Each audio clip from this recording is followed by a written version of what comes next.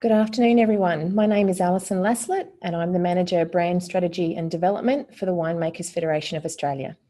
I'm delighted to be here today with you and very excited to be introducing our presenters Naomi Schell and Sally Fonovic from the Australian Taxation Office. Today's webinar is based on the Wet Rebate seminar series Naomi and Sally delivered with WFA around Australia in capital cities and major wine regions throughout November. Due to both overwhelming demand and that we were unable to visit all wine regions, we are delighted to partner with the Wine Communicators of Australia to present this webinar to you, wherever you are across Australia. A quick background on why we're here. As of the 1st of January 2018, the wine equalisation tax legislation changes that were agreed by the Australian Parliament on 17th of August 2017, known as the Treasury Laws Amendment, will come into force. This presentation will walk you through those changes, giving you real examples to help illustrate what they actually mean. If you haven't looked at them already, at this point I suggest you have the presentation in front of you while we run through it, and it is available on the WFA website under Activities, Wine Equalisation Tax Information, Wet Rebate Webinar and Seminars. Scroll down and all of these resources are under the heading Support Materials.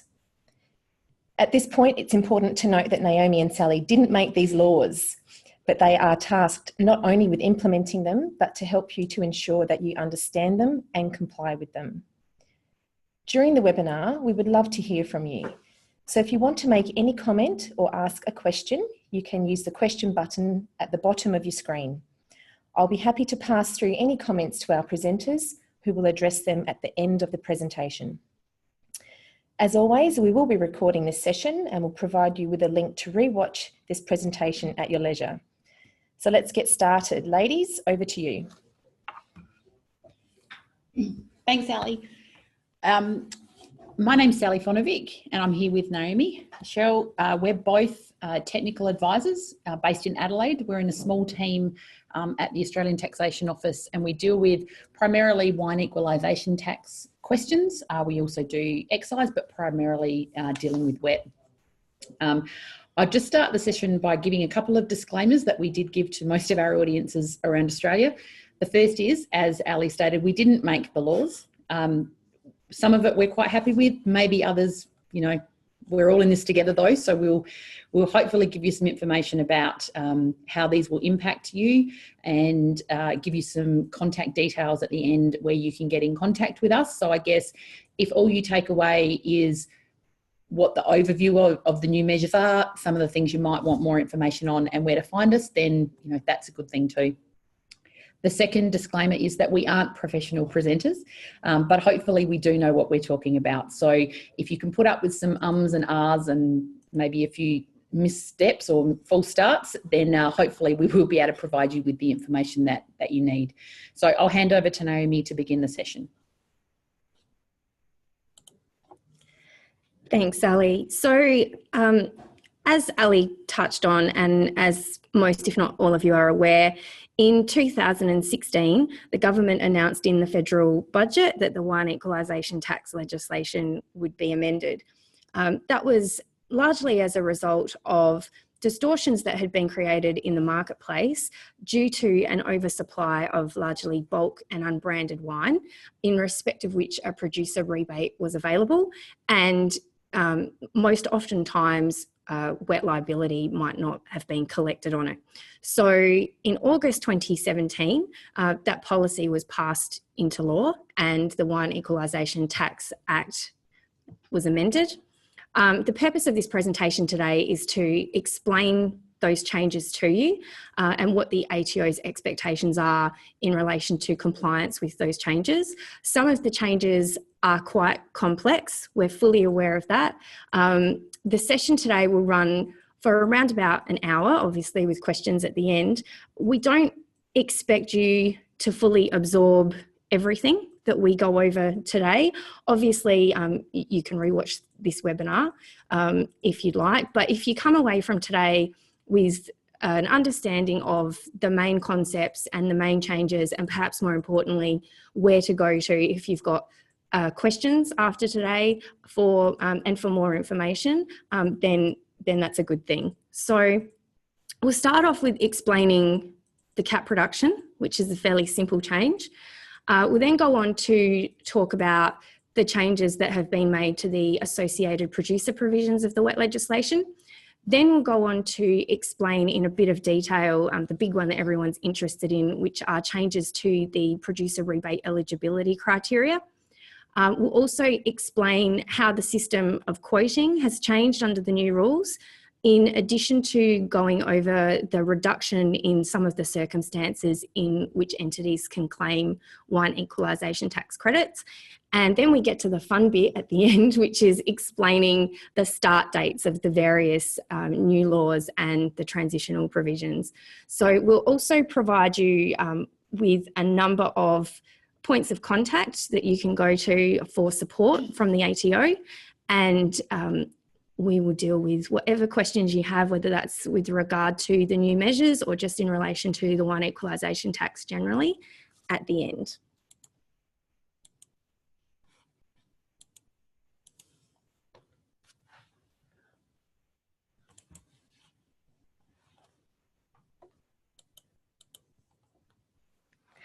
Okay, so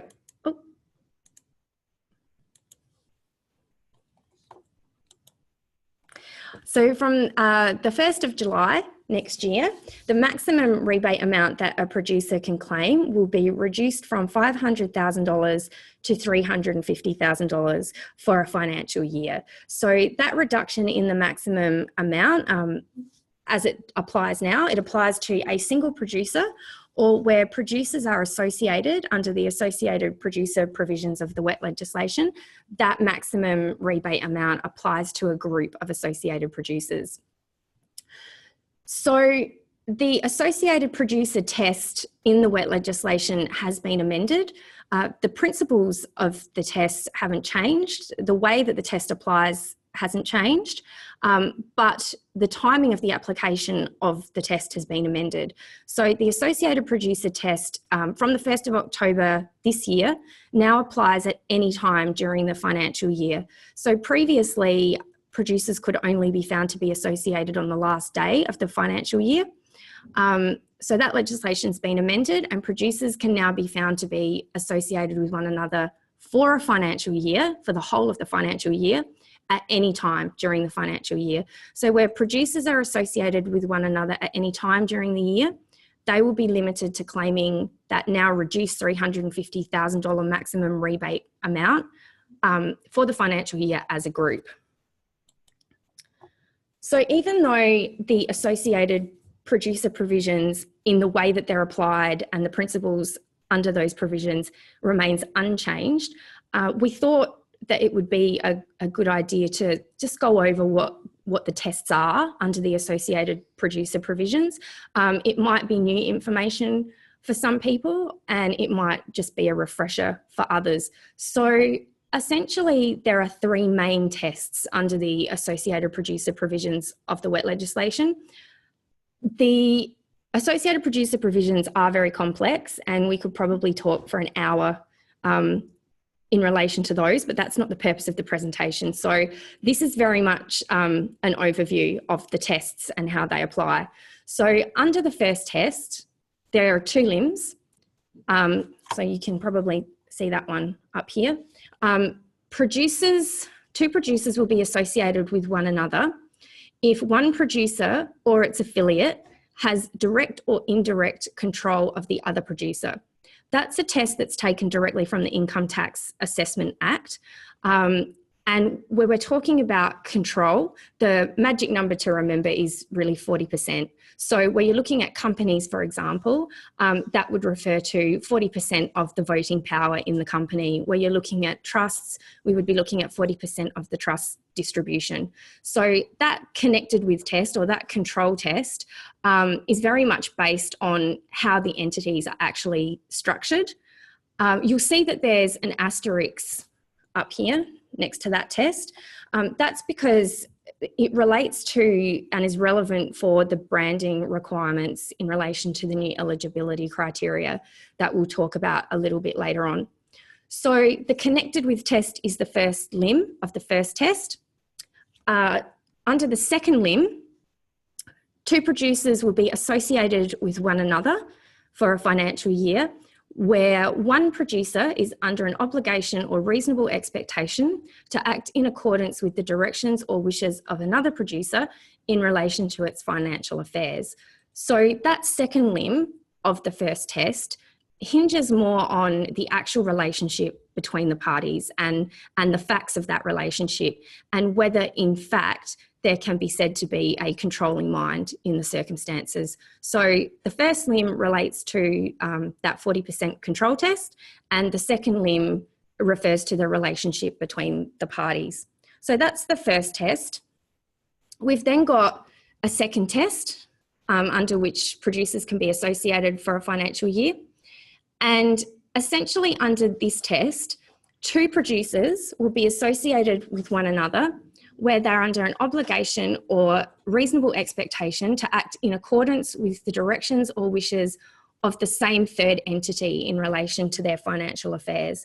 So you'll see in this diagram here that producer 1 and 2 are associated because they're under an obligation or reasonable expectation to act in accordance with the directions or wishes of that third entity up the top. There's no requirement that that third entity be another producer. That third entity doesn't need to be a producer in these circumstances for producer 1 and 2 to be associated with each other.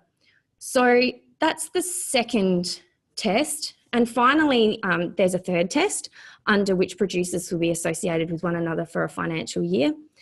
This diagram's a little bit of a round robin. So if you can follow it through, we've got producer 3 up the top. That's under an obligation or reasonable expectation to act in accordance with the directions or wishes of producer 2. And then we have producer 1 over the other side, just here, who's under an obligation to act in accordance with the directions or wishes of producer 3. So in that scenario, where producer 1 and 2 may otherwise not really have anything to do with one another, they will be associated with each other for the financial year for the purposes of claiming that maximum rebate amount. Just to complicate things a little bit further, if we go back to the first test that I spoke about a little while ago, producer 2 and 3 will be associated under the first test, as will producer 3 and 1. So in this scenario, the important thing to remember is that all three of those producers will be considered to be part of one associated group, and as a group, they'll be limited to claiming that $350,000 maximum in a financial year. So if any of these scenarios apply from the 1st of October this year at any point in time throughout the year, then producers will be associated for the whole of the financial year.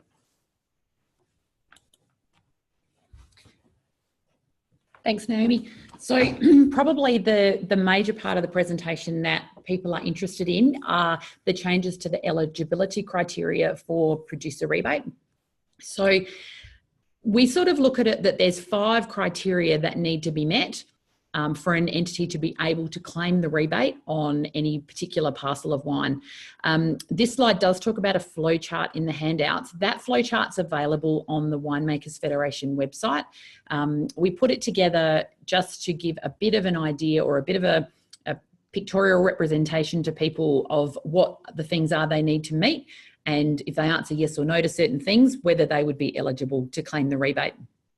So the 5 criteria that need to be met are: an entity needs to be deemed to be the producer of the wine.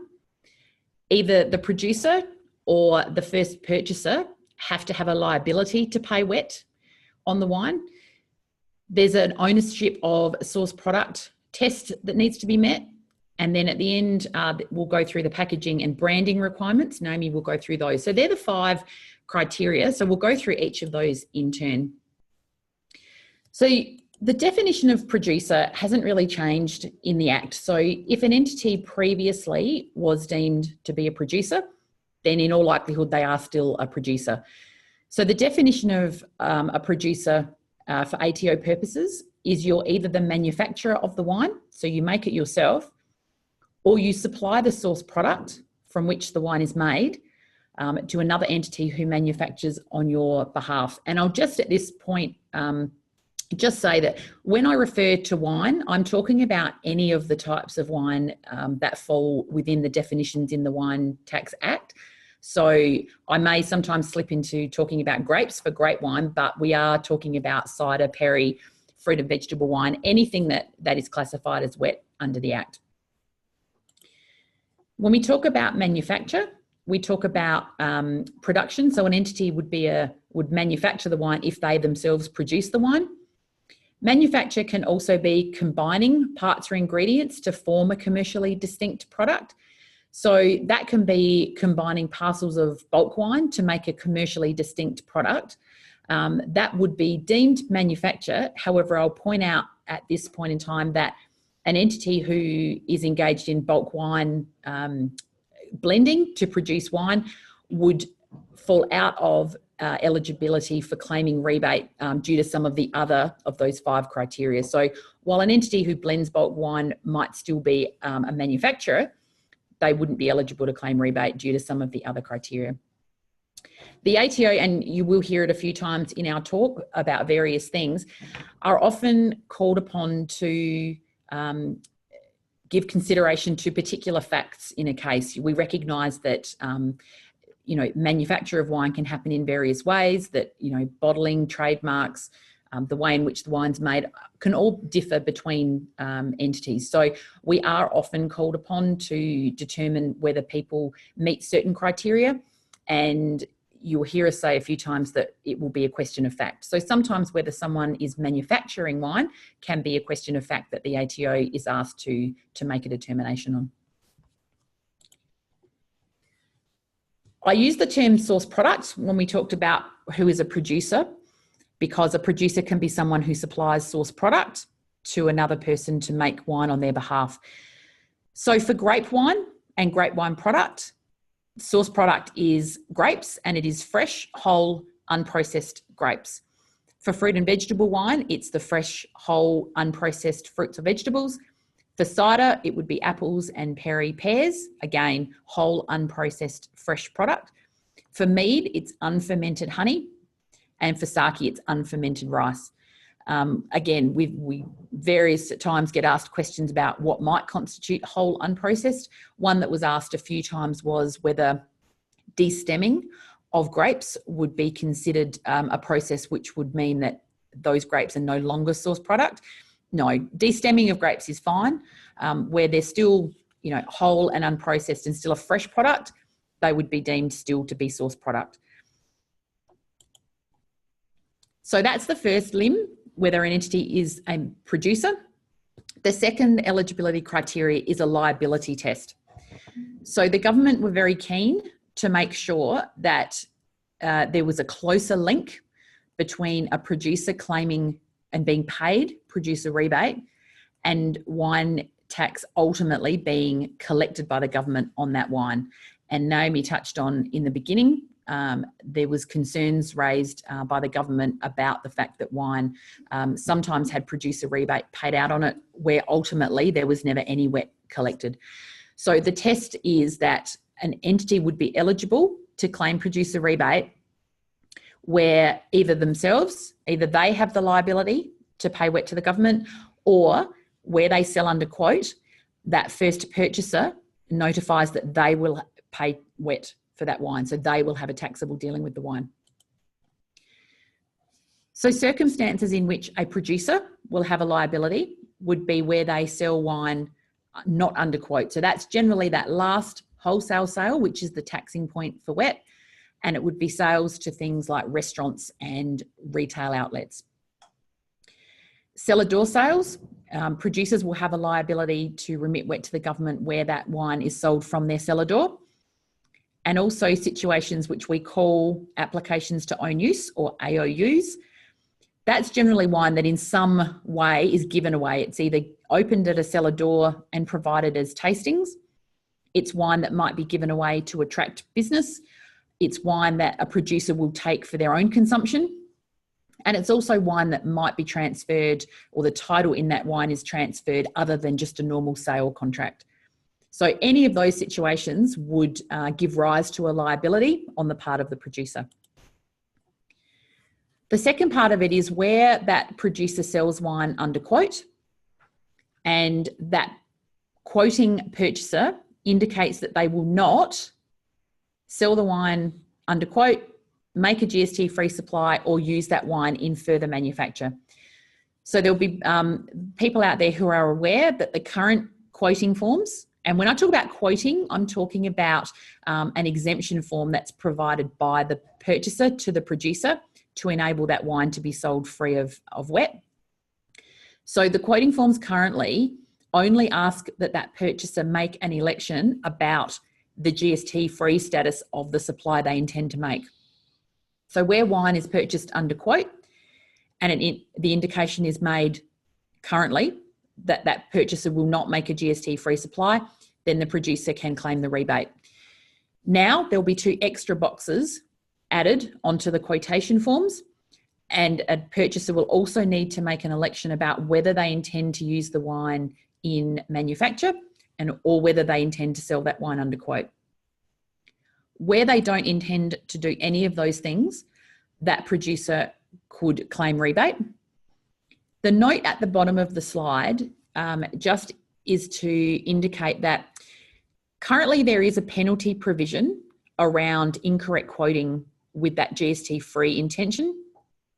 That particular penalty provision has been repealed as part of the changes, but instead they've inserted something into the legislation which is a pseudo penalty really for that purchaser, because where they indicate that they will not do any of those things, so they won't sell under quote, they won't make a GST-free supply, or they won't use it in manufacture, if they turn around and deal with it in a way that is not what they've said they would do in the quote, they will actually have a liability to remit wet despite the fact that they've not collected any wet on that sale.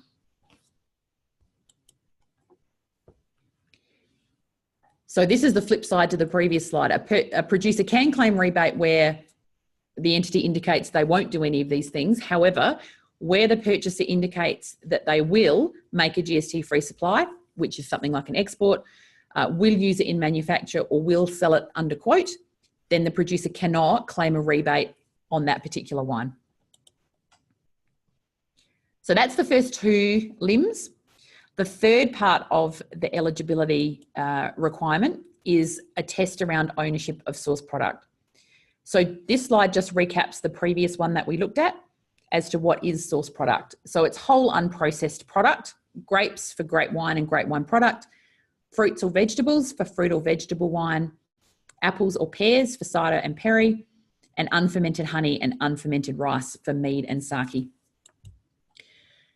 So the rule for this one, and a producer would only be eligible to claim rebate where at least 85% of the total volume of the finished wine originated from source product that was wholly owned by the producer from immediately prior to crushing until such time as it's placed in a container which satisfies the packaging and branding rules. So it's 100% ownership, it's a whole ownership of at least 85% of the finished volume of wine.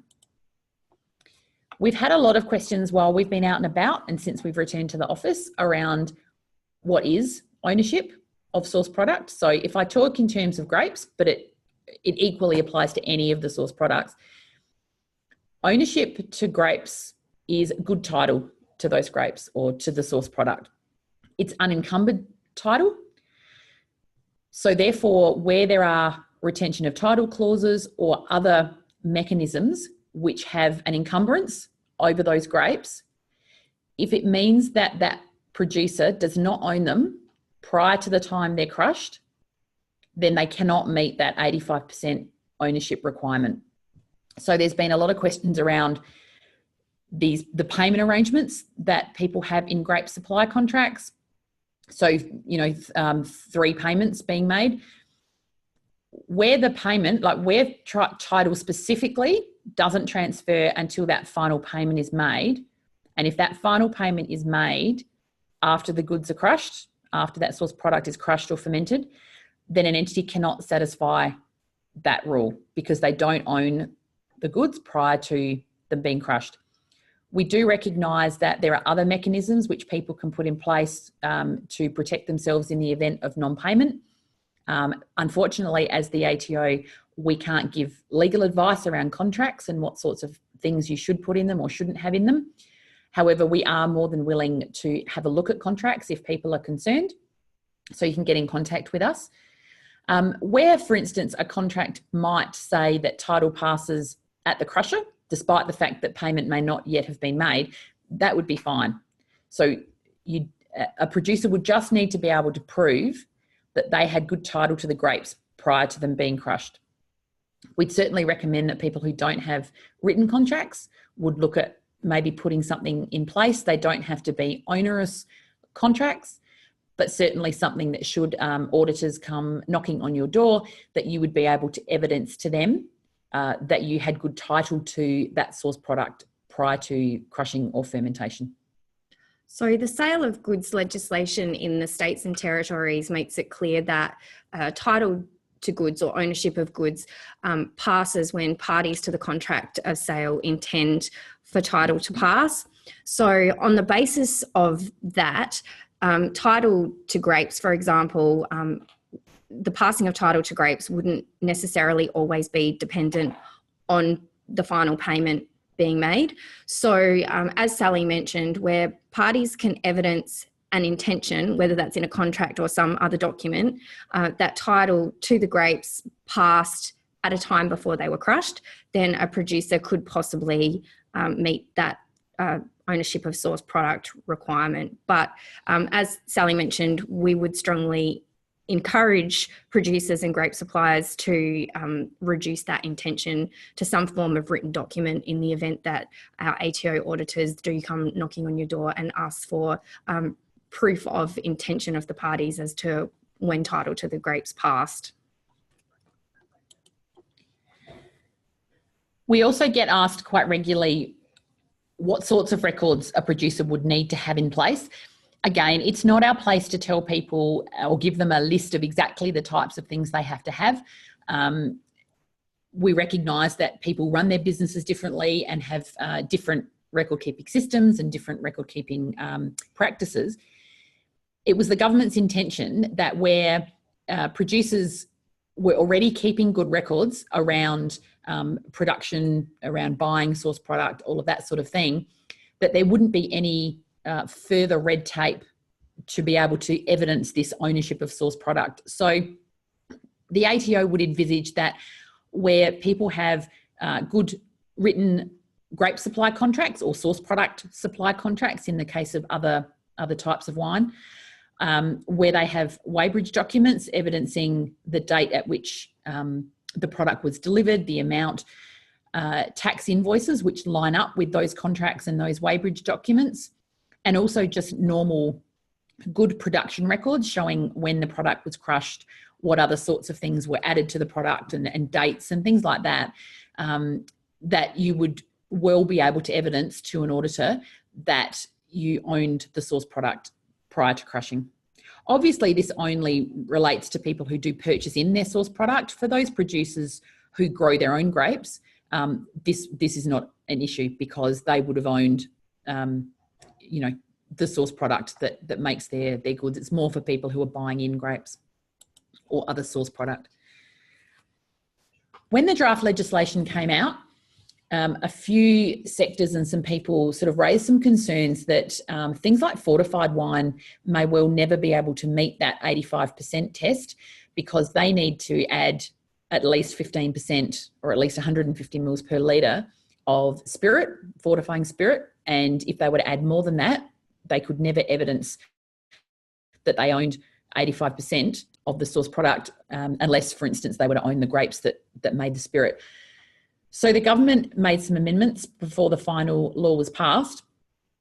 The substances that are on the screen now, if they are added to wine, and I stress they need to be an additive to the wine and not something that forms the basis of the wine, where they are added to a product, they're deemed to be source product. So you don't need to evidence that you owned the grapes that made the grape spirit or the brandy.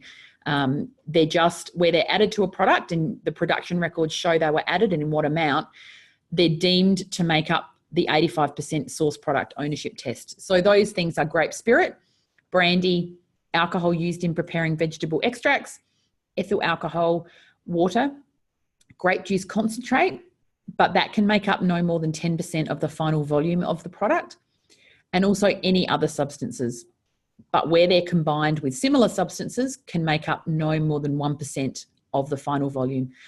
So things like preservatives, things like yeast, grape juice that might be added, but if there was a few different preservatives added together, it can make up no more than 1% because they would be like products. Or if there were a couple of different types of grape juice added, they would be like substances and therefore could make up no more than 1% of the final volume. I'll just note that where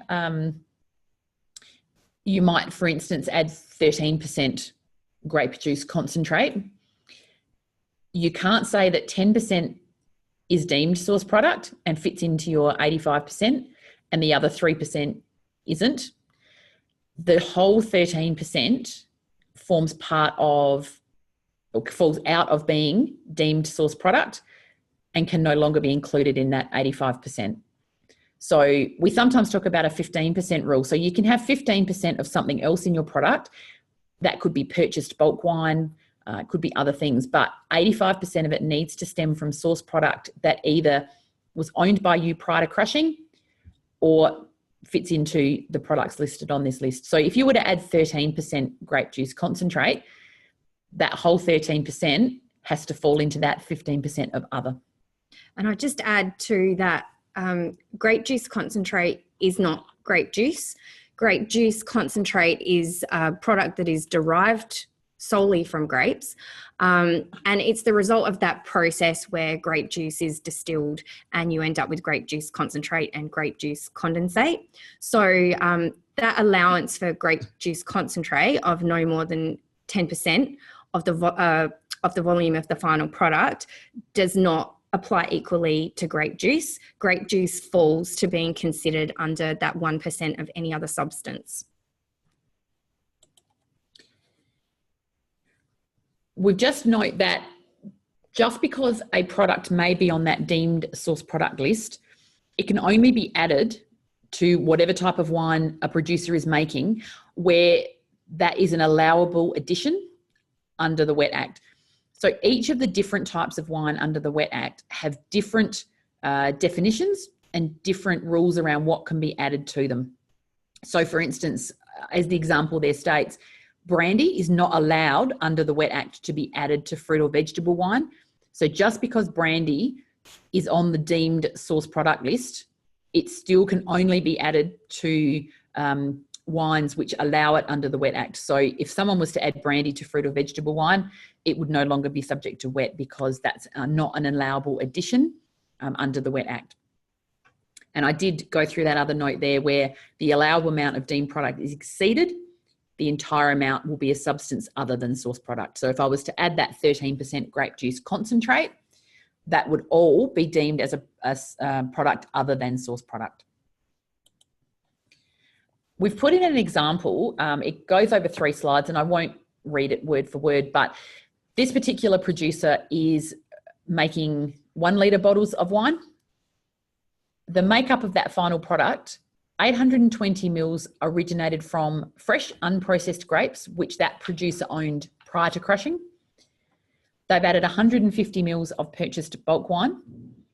They've also added 10 mils each of Grenache and Shiraz grape juice and 8 mils of Mourvedre grape juice and 2 mils of preservative. So for this particular producer, as we discussed before, grape juice is a like substance. It's a similar substance. So they need to be considered together. So that 28 mils that they have added, this producer has added to their product, makes up 2.8% of the final volume.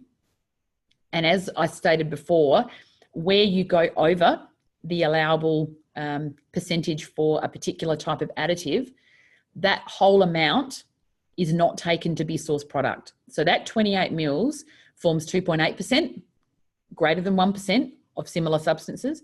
So that 28 mils can no longer be a deemed source product. The preservative is a different substance. It's not a like substance, and it only makes up 0.2%. So the preservative is fine. On the next slide, it shows that because they'd also added 15% of purchased bulk wine, which is not a source product that they owned, and it's not a deemed source product, that 15%, as well as that 2.8%, which was the grape juice, means that 17.8% of the total volume of their product wasn't source product, and only 82.2% of the finished product was source product or deemed source product. So the upshot for this producer is that they don't meet that 85% source product ownership test and could not claim rebate on this particular wine. So despite the fact they might meet all the other criteria, the producer, they've got a liability, it's in a bottle, all of those things, they can't meet that 85% source product ownership test, so would be unable to claim rebate for that wine. So before I go on to talk about the packaging and branding requirements, I'll just recap the 3 eligibility criteria that Sally's gone over in a bit of detail. At this stage, it might be useful if you've got that flowchart in front of you just to follow that through. It's not in the exact order that we're talking about the eligibility criteria, but it's still correct. So in order to be able to claim the producer rebate under the new rules, as Sally mentioned, the first thing a producer needs to do is meet the definition of producer. So essentially, a producer needs to either manufacture the wine themselves or supply the source product to a contract manufacturer to have the wine made on their behalf. So that's the first criteria. The second one is that 85% ownership of source product requirement. So in order to be able to claim the rebate, you have to be able to demonstrate that of the final volume of the wine that you're looking to claim a rebate for, you owned 85% of the final volume as source product or deemed source product at all relevant times. And then we discussed the fact that for a producer to be able to claim a rebate, either the producer needs to have a wet liability in relation to the wine, or the wine is sold under quote to a purchaser that indicates on the quotation form that they will have a wet liability in relation to the wine. So once you've covered off on those 3 things, you can then turn your mind to considering whether or not the wine that you're looking to claim a rebate for meets the new packaging and branding requirements. So these packaging and branding requirements were inserted into the new legislation to deal with that issue that I spoke about right at the very beginning in relation to the availability of the rebate for bulk and unbranded wine. So as a result of these new packaging and branding requirements, the rebate can no longer be claimed on bulk and unbranded wine. So first off, to be able to claim a rebate for wine, it must be packaged in a container which doesn't exceed a capacity of 5 litres. So that applies to all wine under the Wine Equalisation Tax Act, other than cider or perry. There's an exception for cider or perry, or cider and perry, or pear cider, that can actually be packaged in a container with a capacity not exceeding 51 litres. So that exception for cider and perry recognises that it's very, very common for these products to be sold at the retail level on tap via a keg, but for all other varieties of wine, they cannot be packaged in a container that exceeds a capacity of 5 litres. So as well as meeting the size requirement, the packaging must be in a form that is suitable for retail sale. So the ATO's view is that this means that the packaging has to be in a form that consumers would ordinarily expect to find the product sold at the retail level. So this includes things such as all of the required regulatory markings, and the packaging must also meet the new branding requirements under the Wine Equalisation Tax legislation. I'll just jump in and say that we have on our roadshow and subsequent to that had a number of questions around whether there's any sort of exemption for wine producers to package their product in a keg or in a size greater than 5 litres to still be able to access the rebate. There is no such exemption. This is probably one of the most clear parts of the legislation for us to interpret. Where wine is packaged in a container that's greater than 5 litres, it would no longer be eligible for the rebate, and that's not something we could give anyone a ruling on. It's not something that we could provide any kind of exemption around. And it's not to say that people can't make wine and sell it in containers greater than 5 litres, but for producer rebate eligibility, there is no exemption to claim rebate on wine that's packaged in a container greater than 5 litres. So we then move on to consider the new branding requirements. I should say at this point that we recognise that there are quite a few grey areas in relation to the branding requirements and the trademark requirements. We do have 2 draft public rulings out at the moment that have been rewritten to account for the amendments to the wet legislation. Those are actually open for comment and out for public consultation until the 12th of January. So if you feel inclined to have a read of those, we would welcome any and all comments on those. But in relation to that, we have really underestimated the number of grey areas that exist in relation to these branding requirements and the amount of advice that people would be looking for and guidance from the ATO in relation to these requirements and how they might go about demonstrating that they meet them. So those rulings don't really cover off on the branding requirements in any detail at all. There's probably more detail in this presentation, but we will be updating those draft rulings to reflect the contents of this presentation and of course take into account any comments that we receive in relation to the branding requirements and the kind of information that needs to be in the rulings before they're finalised. So to claim a rebate, not only does the wine need to be in containers that meet the size requirements and in a form fit for retail sale, but the container also needs to be branded with a trademark. And that needs to be a trademark within the meaning of the Trademarks Act. The trademark also needs to identify or be readily associated with the producer. The trademark must be owned by the producer, or you'll see in brackets there it says an associated entity.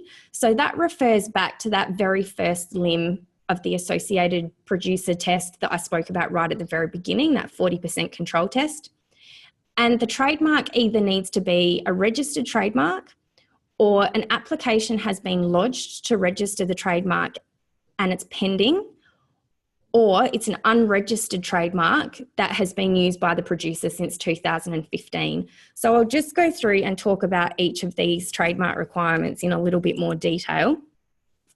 So what does branded with a trademark actually mean?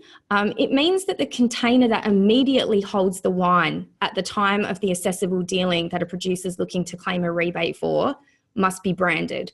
So that refers to the label, for example, that's immediately affixed to a bottle of wine.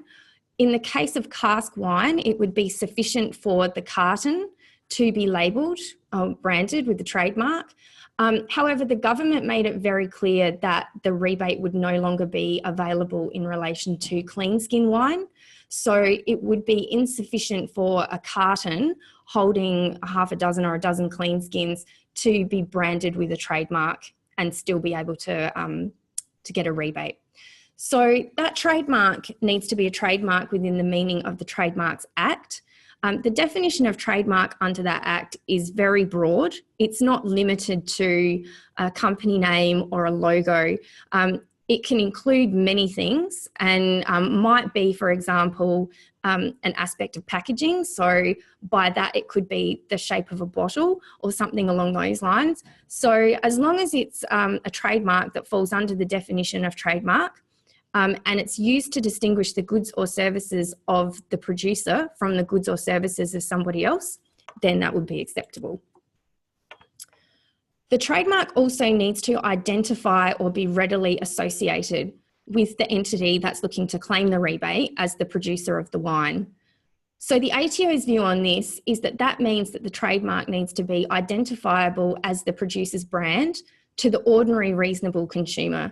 So somebody that would come in off the street and generally purchase a bottle of wine from a retail shop, as opposed to somebody that has a really intimate knowledge of the workings of the wine industry and what trademarks belong to who. So sometimes whether a trademark identifies or can be readily associated with a producer, it will be fairly cut and dried. It might be fairly black and white. In other circumstances, it might not be so obvious. So this is one of those things where making a determination on that might be a question of fact in each case. We're happy to work with producers on a case-by-case basis individually to try and sort through those issues, because we've worked out fairly quickly that in relation to trademarks and branding, there are a huge variety of different branding arrangements that exist in the wine industry, and it's certainly not a case of one size fits all. So the explanatory memorandum to the new legislation made it clear that co-branding might meet the trademark requirements in certain circumstances. So it won't always meet the trademark requirements, and there are a lot of different types of co-branding arrangements that are entered into under commercial arrangements.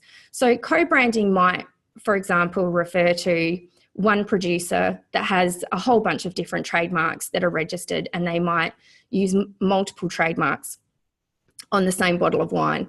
So in those circumstances, the trademark is likely to identify or be readily associated with the producer, and that wouldn't cause too many issues. However, we're aware that there are other co-branding type arrangements where the producer's brand, in addition to the brand of, for example, a restaurant or a supermarket, might appear on the same bottle of wine.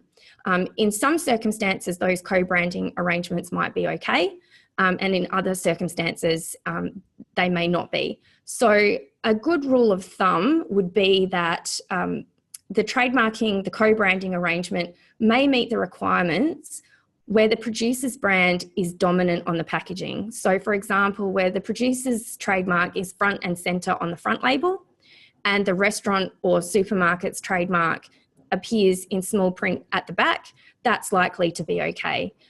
However, a co-branding arrangement may be unlikely to meet the requirements where the producer's brand isn't readily visible to the ordinary reasonable consumer.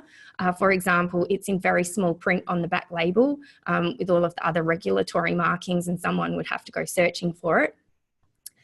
This is especially the case where there's more than one producer that manufactures wine sold under the same dominant brand that might be owned by a restaurant or a supermarket, for example. So the trademark needs to be owned by the producer or an entity that's associated with the producer. The ATO's view of the meaning of ownership, insofar as trademarks are concerned, is the right to use the trademark to the exclusion of all others. However, this refers to ownership and excludes use under license, whether that's exclusive license or some other kind of permission. Again, whether the producer or an associated entity owns the trademark might be a question of fact in each case. Again, sometimes in certain circumstances, it will be clearer than in others. However, indicators of whether a producer or associated entity owns the trademark might include the producer being registered as the owner of the trademark with IP Australia. In a circumstance like that, that would be a fairly straightforward situation. It also is open to a producer or an associated entity to demonstrate that they have the right to sell, license or mortgage the trademark, or that they have the right to take legal action in relation to infringement of the trademark. So again, it's not necessarily the producer that has to own the trademark. An entity that's associated with the producer can also have ownership of the trademark.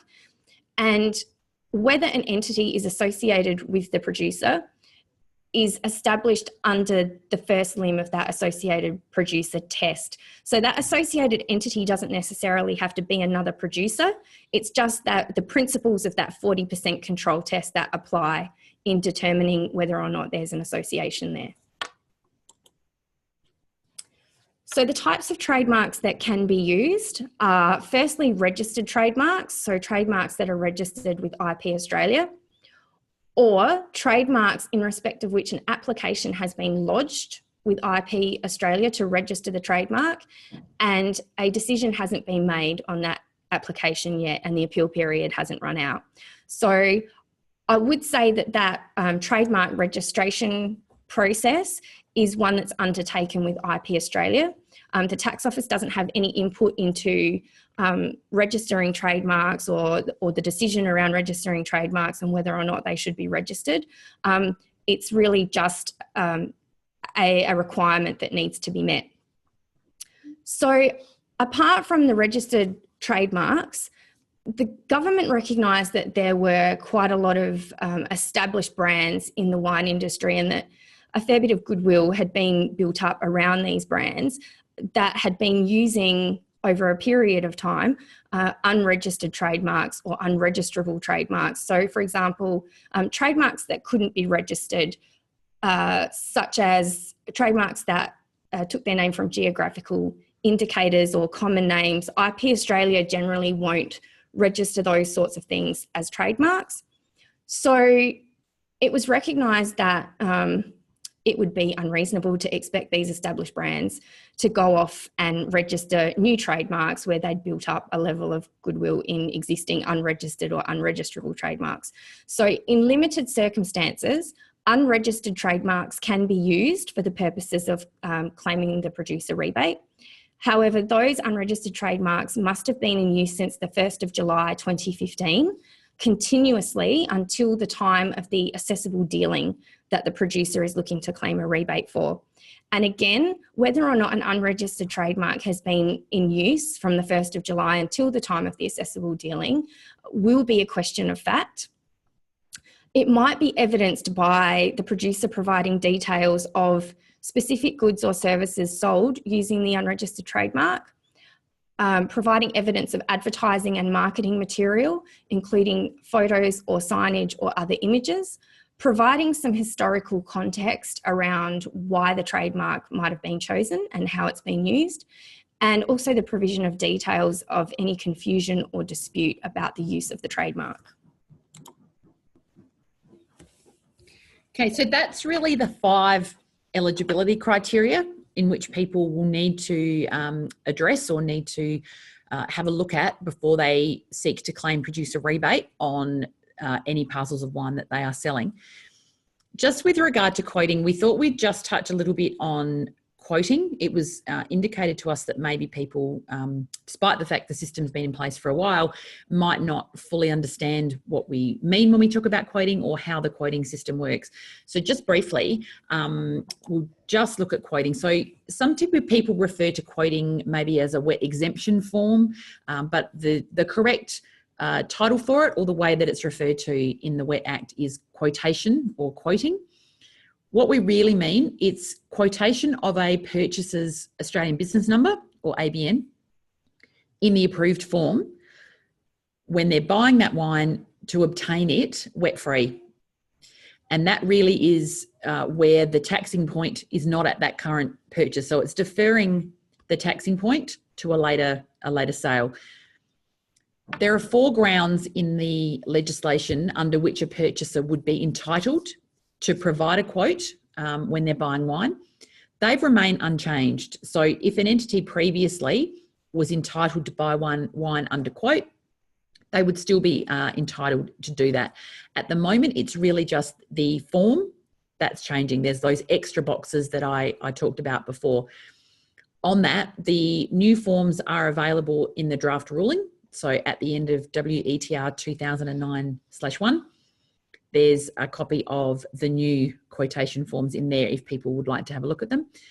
So the 4 grounds under which an entity would be entitled to buy wine wet-free would be where they have an intention to make a wholesale sale or indirect marketing to sale in Australia, where they intend to sell wine by any kind of sale, and that purchaser is mainly a wholesaler.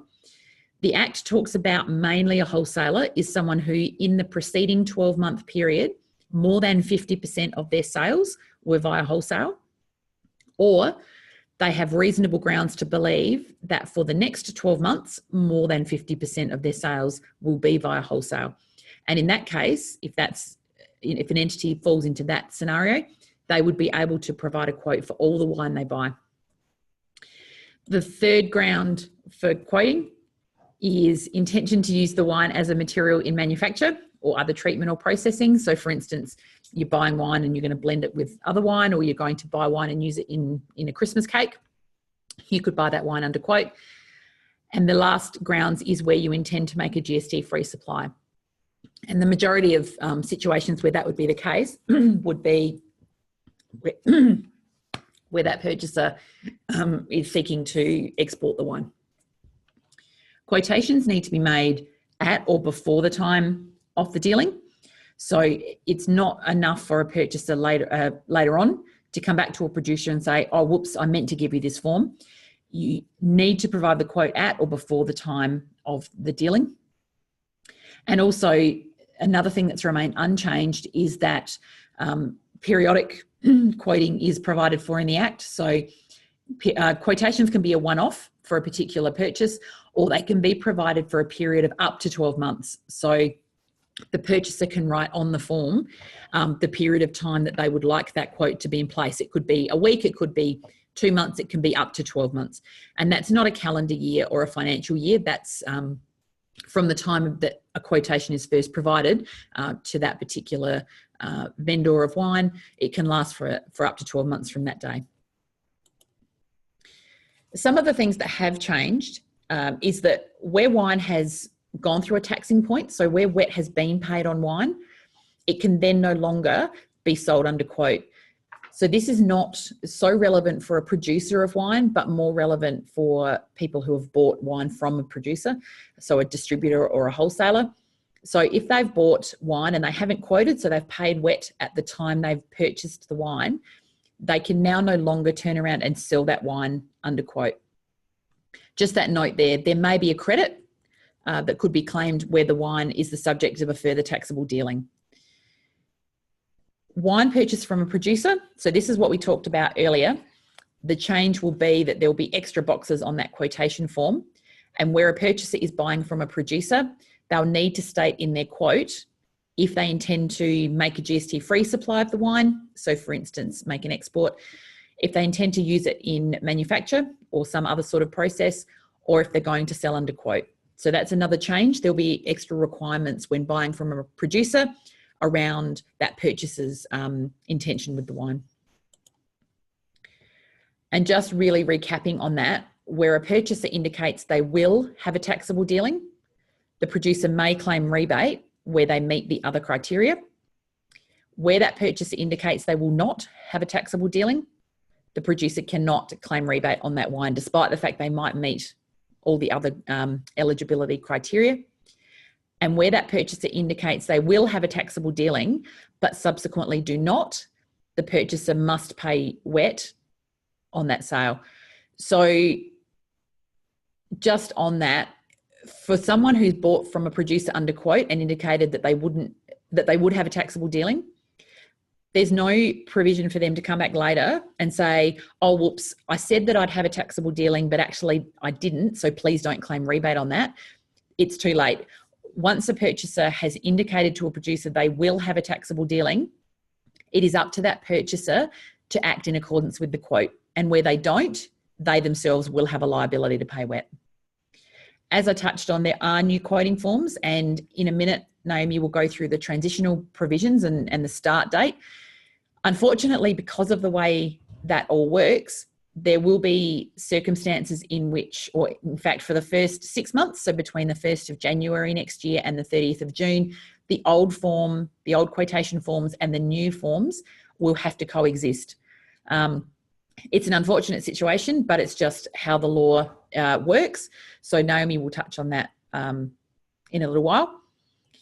That other dot point there, we've had some concerns raised by distributors and by some producers around the way that this will work for distributors and wholesalers.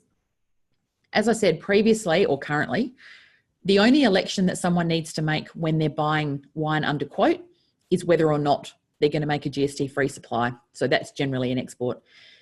Wholesalers who buy the wine don't have to indicate whether they're going to sell it under quote in the present time. So they can buy the wet under quote, provided they're not going to make a GST-free supply. they can go ahead and sell it to a retailer, so wet inclusive, or they can further sell it under quote, and that doesn't impact on the producer.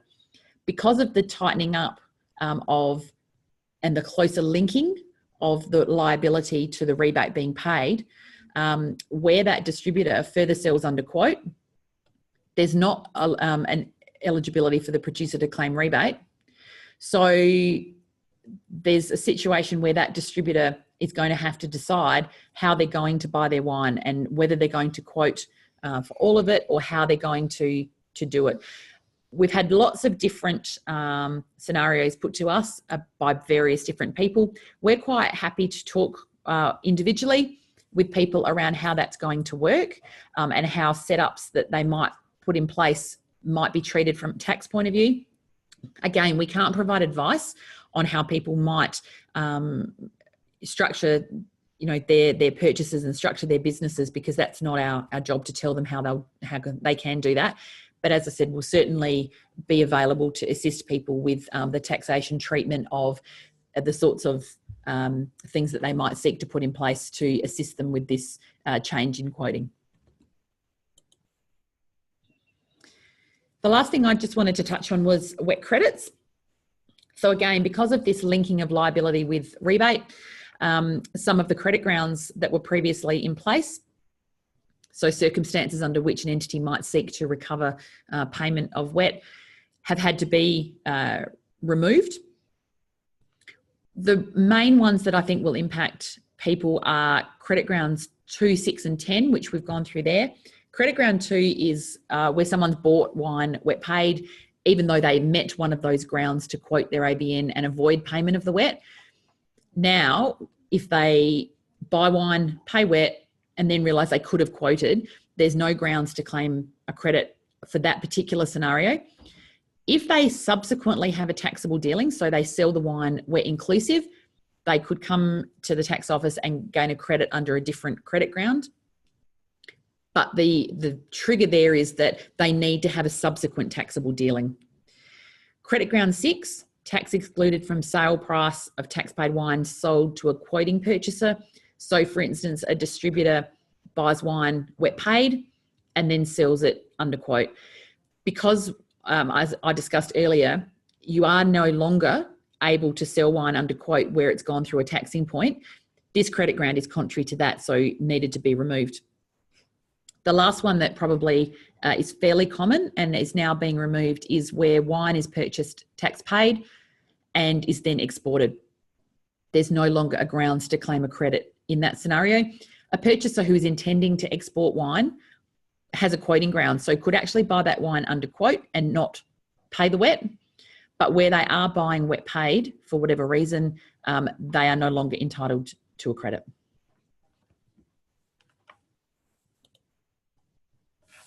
Okay, so this part's always fun. Unfortunately, the various start dates and transitional arrangements are slightly complex. However, we're nearly at the end, and we have tried to simplify them as much as possible.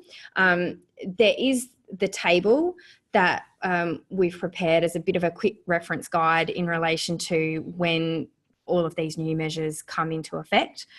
So we'll start with the simple stuff first. The reduction of the cap from 500,000 to 350, as I mentioned right at the beginning, that comes into effect from the 1st of July next year. The amendment to the timing of the application of the associated producer tests, that's already come into effect from the 1st of October this year, so that's already in effect.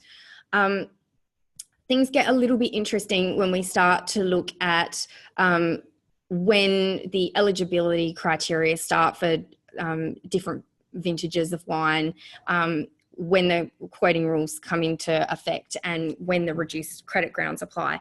So we've basically broken the categories of wine and the timing of the relevant assessable dealing down into 4 categories, and we'll deal with each of them one by one. So the first category of wine is 2017 and earlier wine that is sold before the 1st of July next year. So 2017 and earlier wine is wine where more than 50% of the grapes or other source product used to make the wine were crushed or, in the case of mead and sake, fermented before the 1st of January next year. So where that 2017 and earlier wine is sold or otherwise dealt with before the 1st of July next year, there's no change to the rules for claiming producer rebates, no change to the rules around quoting, and no change to the rules around claiming credits. So earlier rebate rules will also continue to apply to 2017 and earlier wine. When I say earlier rebate rules continue to apply, because I say that a little bit, what we're referring to is the reduction of producer rebate in relation to blended or further manufactured wine that's been manufactured using wine that was purchased from another producer. So those earlier producer rebate rules continue to apply to 2017 and earlier wine that's sold before the 1st of July next year. The upshot of that is that rebate can still essentially be claimed in relation to bulk and unbranded wine where it's 2017 and earlier wine and it's sold before the 1st of July next year. So that's the first category of wine. The second is 2018 and later wine that is sold or otherwise dealt with on or after the 1st of January next year. So 2018 and later wine is wine where more than 50% of the grapes or other source product that are used to make the wine are crushed on or after the 1st of January next year. So that 1st of January date is a bit of a line in the sand between 2017 and earlier wine and 2018 vintage wine onwards. So there was a little bit of confusion initially around the start date of the new measures. It was generally understood that the new measures would commence on the 1st of July next year. That's not quite the case with 2018 and later wine. So for the 2018 vintage onwards, the new rules apply from the 1st of January next year. So that's all of the new rules that we've talked about today. So that's the new rules in relation to quoting, the reduced credit grounds, and all of the eligibility criteria for claiming the producer rebate. So the third category of wine that we're looking at in terms of start dates is the 2017 and earlier wine, so wine where more than 50% of the source product used to make that wine was crushed before the 1st of January next year, that is sold or otherwise dealt with from the 1st of July 2018. So where that 1st of July 2018 date was considered to be the start date for the new measures, it's actually technically correct because that's when all of the new measures effectively apply to all wine, regardless of when it was produced. So from the 1st of July next year, the new rules in relation to quoting, the reduced credit grounds, and the eligibility criteria for claiming the producer rebate in relation to 2017 and earlier wine all apply from the 1st of July next year. So the only exception to that rule is that there is a deeming provision under the transitional provisions in relation to the 85% ownership of source product test for the 2017 and earlier wine sold from the 1st of July next year. So in certain circumstances, for this particular wine, a producer won't need to evidence that they actually meet that ownership of 85% of the source product test where certain criteria are met. So in relation to that 2017 and earlier wine, the source product ownership test is deemed to be met where the producer owned the wine from immediately before the 1st of January next year until the time of the assessable dealing that the producer is seeking to claim a rebate for.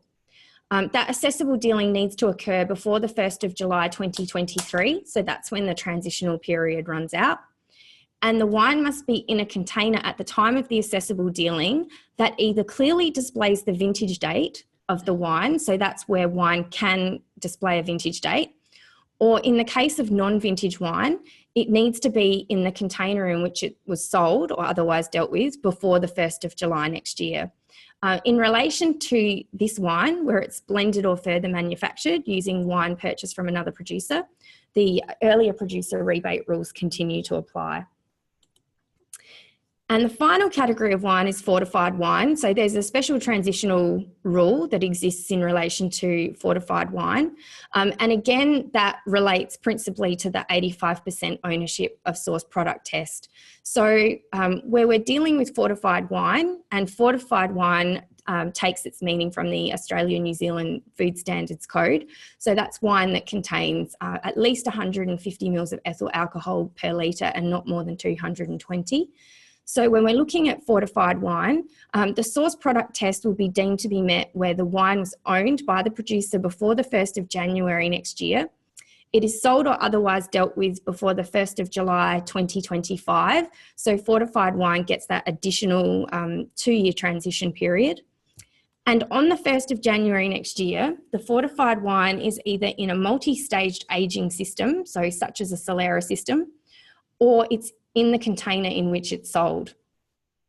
So there's also, just to complicate things a little bit more, a separate rule for stored bulk wine, so wine that's stored in tanks or barrels, on the 1st of January next year. So where that stored bulk wine is ultimately used in the manufacture of fortified wine, and that stored bulk wine in tanks and barrels was owned by the producer on the 1st of January next year, the producer will be deemed to have owned 100% of the source product that was used to make that stored bulk wine. And again, where the fortified wine is blended or further manufactured using purchase wine, the earlier producer rebate rules will continue to apply to that wine. So we've made it to the end. There are a number of different places you can go to if you've got questions or you need clarification. All of this information is obviously available on the Winemakers Federation website too. We've got our website, which is ato.gov.au. To make wet specific information a bit easier to find, just use /WET in capital letters on the end of that address. There's a lot of high level information on our website in relation to wet. Most of the real detail around the new measures and wet generally, you'll find in the public rulings that are currently out in draft. We also have, you'll see down the bottom, the email address for general guidance queries. So that's wettechadvice@ato.gov.au. Sometimes there can be a little bit more of a delay than we would like in relation to getting back to the emails that are sent to that address. So we recognised that there was probably a need for a bit of a quicker turnaround, specifically in relation to questions around the new measures. So we've got a dedicated email address, which is wetnewmeasures@ato.gov.au, that you can send any inquiries or requests for general advice to in relation to the new measures. And you should get a reply to those fairly swiftly. So there are all the various contact points from the ATO's point of view. Let's open it up to questions. Yeah.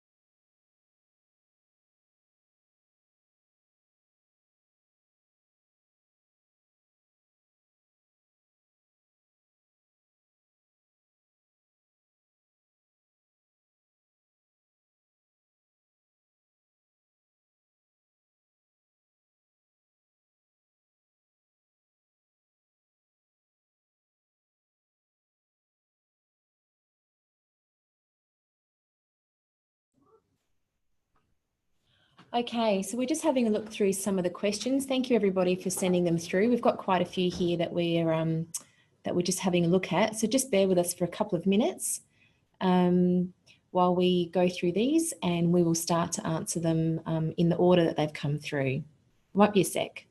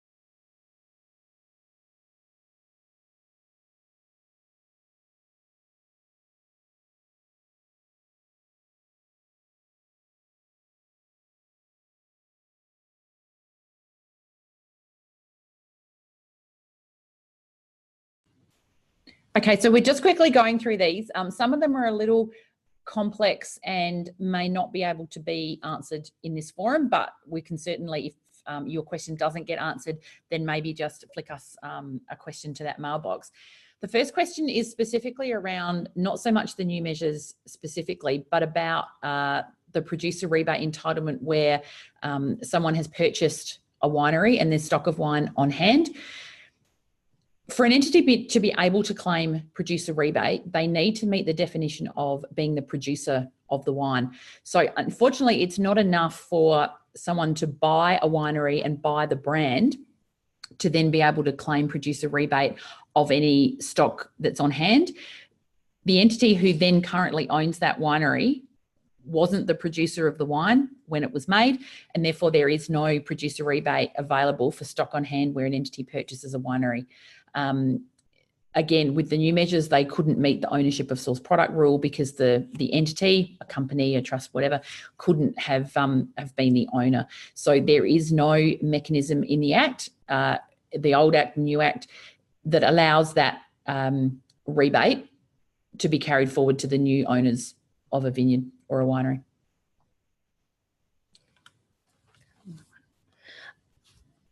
There was a question specifically asked about whether where someone has had their registration refused by IP Australia.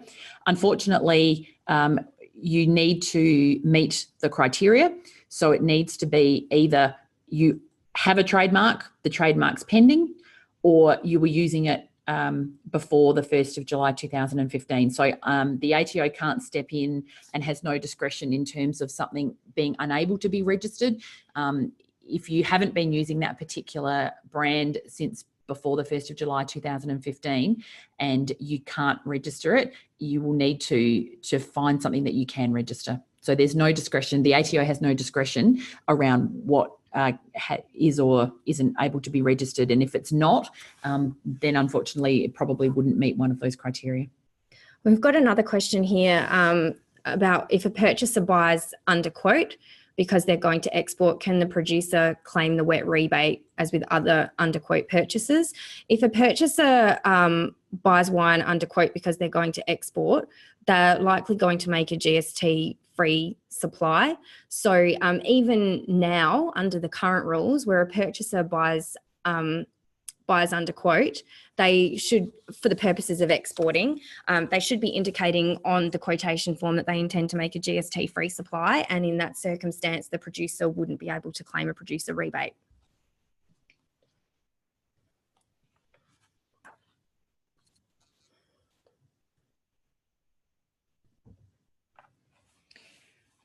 There's also a question about the fact the legislation doesn't use the expression associated entity around trademarks. It uses the expression associated producer. The wording of it, I think, yes, says associated producer, but it does say because it satisfies the requirements of 1921A, which is around associated producers, on the assumption that it were a producer. So it doesn't need to in itself be a producer if a trademark's owned by an associated entity, provided it meets the definition of 1A of associated producers. In itself doesn't need to be a producer. It just would meet that definition if it were a producer.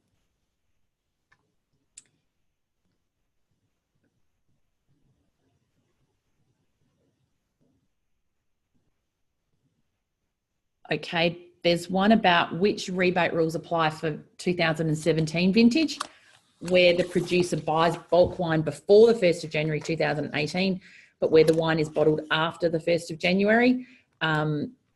Provided that, so that's 2017 vintage wine, but it then depends on when it's sold as to which rules apply. So it's not about the bottling date, it's about the crushing. The crushing, and then you need to work out when it's sold as to which rules then apply. So I can't really answer that question. If it's sold before the 1st of July next year, it's the old rebate rules that apply, so you can claim a rebate on bulk and unbranded. If it's sold after the 1st of July next year, all of the new rules apply, except for there's that deeming provision in relation to the 85% ownership of source product. So as Sally mentioned, it's what is relevant is when the grapes were crushed, as opposed to when the wine was bottled. There's a question about museum stock. The transitional provision around having to be sold by June 2023 applies to just that 85% ownership rule. So if an entity is going to have trouble or isn't able to prove that they could meet that 85% ownership rule, then yes, it would need to be sold by June 2023, because that's when that transitional provision about ownership of source product runs out. So we've got another question. How does the cap of 500 to 350 work out? Is it total revenue or is it the rebate? So that's the maximum amount of producer rebate that you can claim for a financial year. So there's obviously rules that are built into the WET legislation that tells you how you can work out the amount of the rebate that you're entitled to in respect of the various assessable dealings. So once you hit that 350,000 maximum in rebates, so not revenue, then that's as much as you can claim for a financial year. There's a question about if a winery name is trademarked, then does that cover all the wines, or do I need to trademark each individual wine? No, provided your winery name is your trademark and that's prominent on every bottle of wine that you sell, you don't need to trademark each individual line of wine or each individual type of wine. You don't have to have a trademark for your Shiraz and a trademark for your Riesling or whatever. As long as your winery name is your trademark and that identifies you on that bottle, then that would be fine. We've got a question here about whether there's any information on the $100,000 cellar door rebate. That's actually a grant scheme that's administered by Wine Australia. So Wine Australia will be able to provide you with information on that. The tax office isn't administering that grant scheme.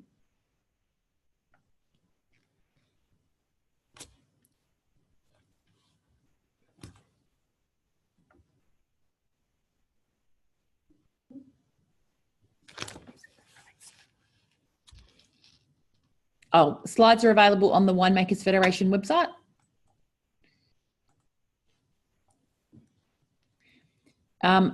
We do have, so Naomi mentioned before about our draft rulings. They are on the website. I think if you look for advice under development, it will get you through, you can get through to the WET rulings.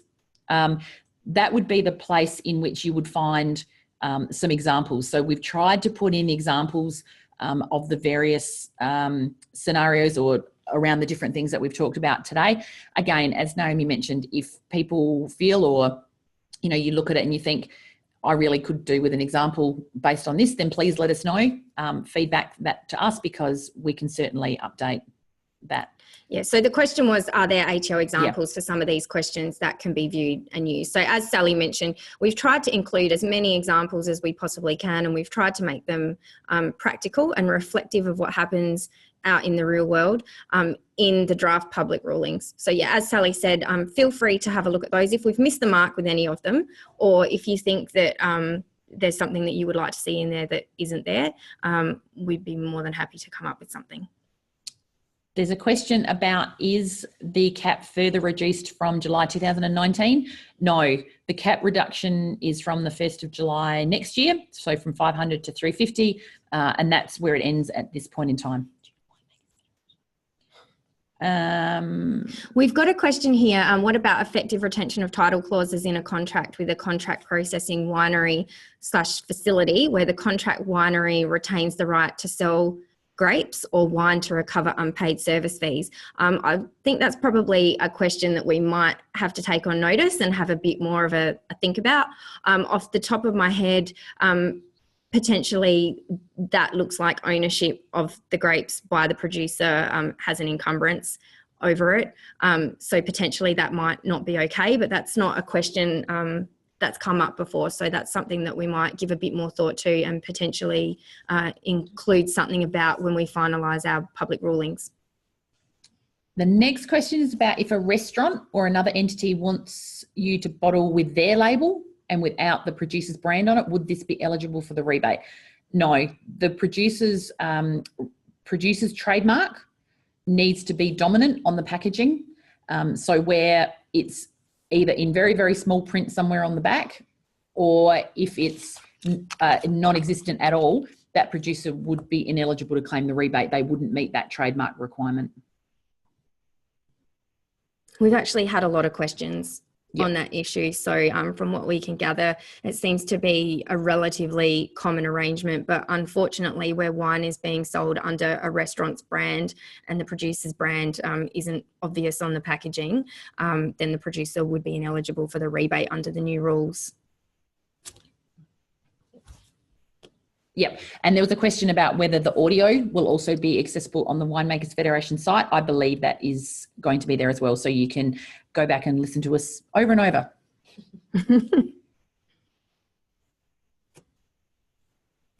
Yes. Is that it? I think so. Oh, one more. One more.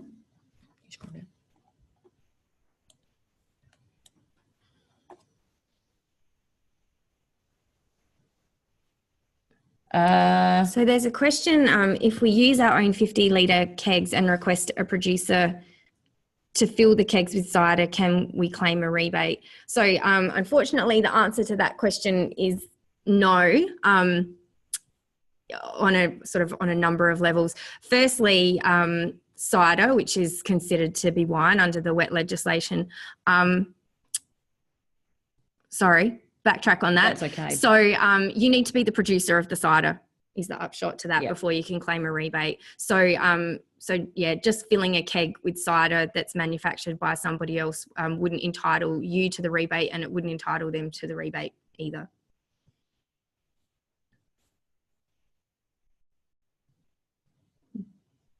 We've got another question that says, so a trademark owned by an entity / sole trader would fulfill the requirement, ? If that sole trader is a producer and the trademark is owned by them, then the short answer to that question would be yes.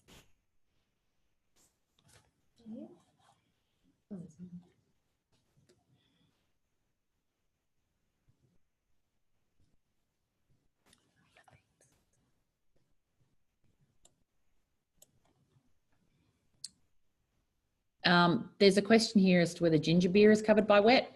That's not something we could answer straight away here.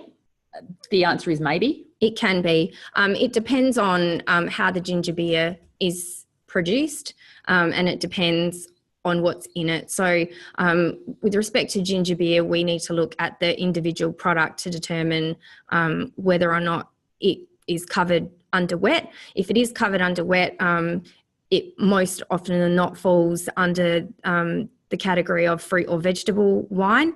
However, if it falls outside of that, it becomes an excisable product and is subject to the excise system. So a lot of it turns on what's actually in the product and how it's manufactured.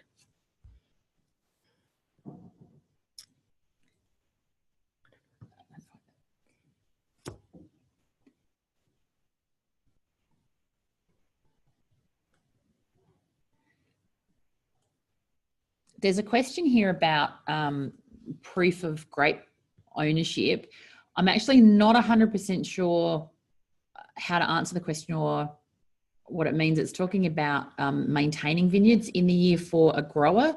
That depends. I'm not sure whether the grower is the person who wants to produce the wine or whether the person maintaining the vineyards is seeking to claim the rebate. So maybe that person could just email us directly if they've got an example of that to one of our mailboxes, and we can answer that.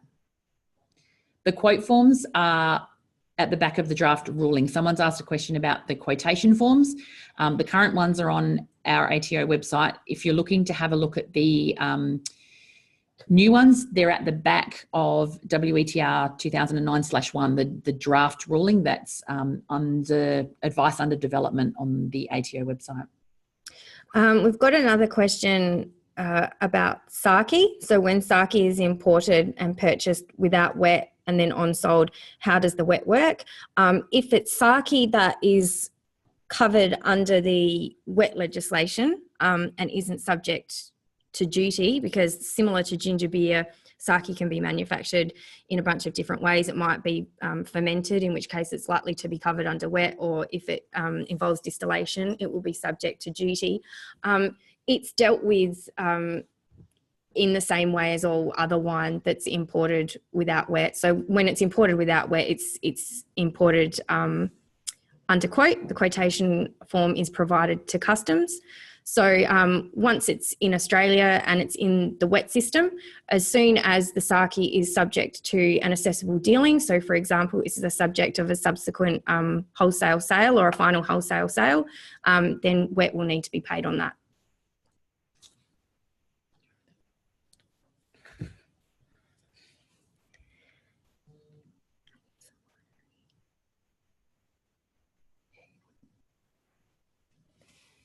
We've got a question, would a PPSR registration against a winery purchasing grapes count towards title of those grapes not being fully transferred?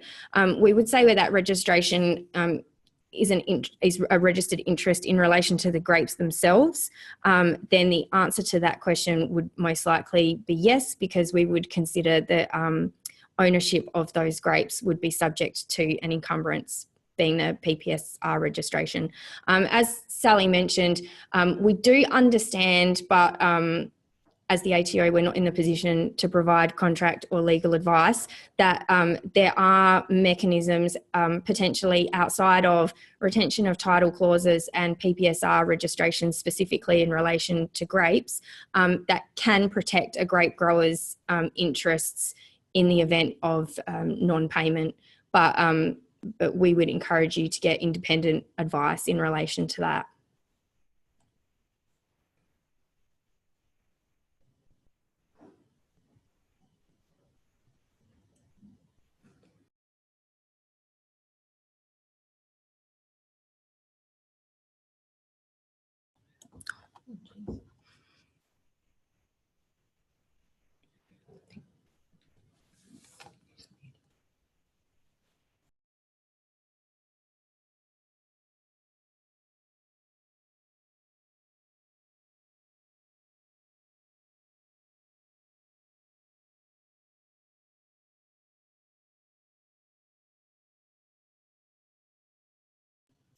Okay, so we've got a fairly detailed question here requesting advice on how the new wet measures impact on producers who sell through distributors.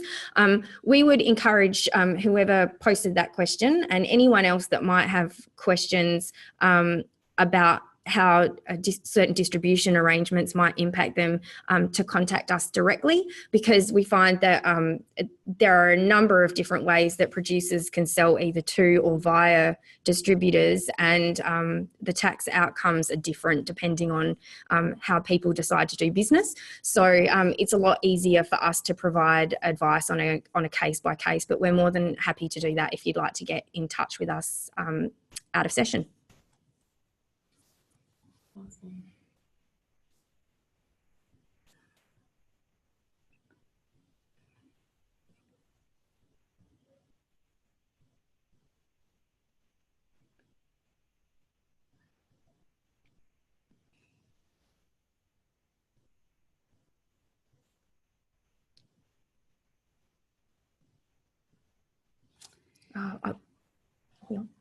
Yeah, we've got a question about common ownership between companies, where one company grows and sells grapes to the other company without a formal contract, and the other company is the producer and claims the rebate.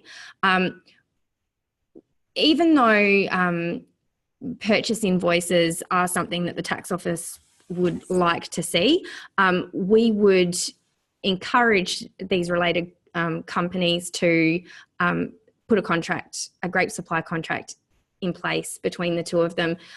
As Sally mentioned during the presentation, it doesn't necessarily need to be, for our purposes, anything overly complex. It's just something between two parties that are in agreement in relation to when title to the grapes passes from one to the other. So even though invoices are something that we would take into account, we would encourage you to reduce any agreement in relation to grape supply arrangements to writing for ATO purposes of record keeping, and it works in your favour too, in the event that you do potentially get audited and you're asked to substantiate your claim to the rebate.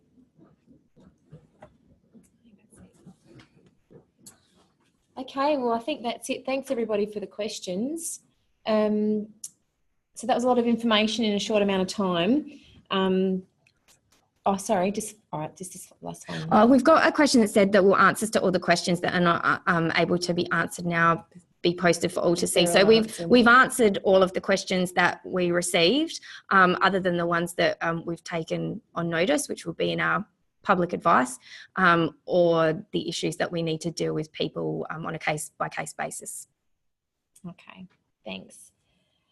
So you'll find all the support materials for this presentation on the WFA website, including the PowerPoint presentation, the flow chart, the transitional timings table, plus all the links to the ATO website and support contact details. The WFA website also has details, expanded information on the demonstrating proof of grape ownership, required record keeping, implications for contractual arrangements, distributor model implications, trademark requirements, and transitional arrangements. So WFA will continue to communicate directly with our members on all issues regarding the changes to the wet legislation. If you're not a WFA member and are interested in becoming one, please visit our website for further information about us and how you can join.